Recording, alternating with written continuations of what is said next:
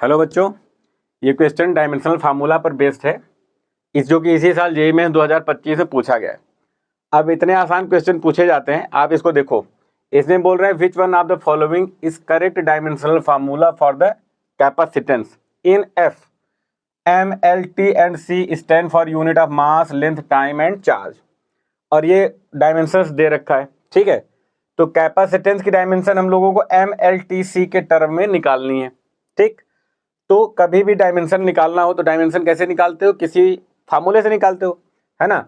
अब इसमें कैपेसिटेंस का डायमेंशन निकालना है तो किसी भी क्वांटिटी का डायमेंशन निकालना हो तो हमेशा कोशिश किया करो कि उसका वर्क डन, एनर्जी, फोर्स, इनके टर्म में कोई फार्मूला लिखने की कोशिश करो, उससे फायदा हो जाता है।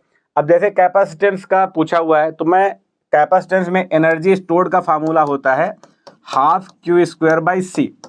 अब इससे निकालोगे, वैसे तो एनर्जी के और भी फार्मूले हैं, हाफ सी वी स्क्वायर भी होता है, लेकिन जो इसमें दिया हुआ है क्योंकि इसमें चार्ज दे रखा है ना, लेंथ, मास, टाइम और चार्ज, तो इसलिए मैंने चार्ज वाला फार्मूला लिया हुआ है, ठीक।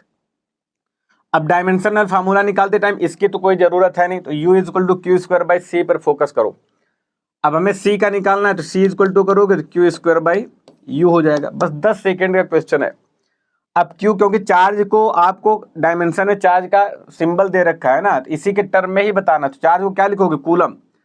तो चार्ज को लिख दो कूलम का स्क्वायर। और एनर्जी का क्या होता है? एनर्जी का सबको याद होता है ना, एनर्जी की डायमेंशन सबको याद होनी चाहिए, mL/T-2। इसी को ऊपर लेके जाओ, वही आंसर है। अगर ये ऊपर जाएगा तो क्या बन जाएगा? सी स्क्वायर m⁻⁻1 l⁻², और ये ऊपर जाएगा तो +2 हो जाएगा। तो ये हो गया हमारा डायमेंशनल फार्मूला ऑफ कैपेसिटेंस। इतने आसान क्वेश्चन भी जेईई मेंस में आते हैं। इसका आंसर है सेकंड वाला, ठीक है। ये 2 ऊपर रहेगा यहाँ पर, तो आप इसको मैच करा लो, इसी से मिल रहा है। तो इतने आसान क्वेश्चन भी जेईई मेंस में पूछे जाते हैं, ठीक है। Thank you.